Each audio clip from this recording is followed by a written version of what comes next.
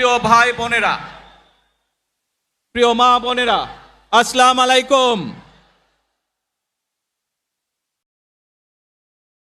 ভাই বোনেরা, আজ প্রথমেই আমি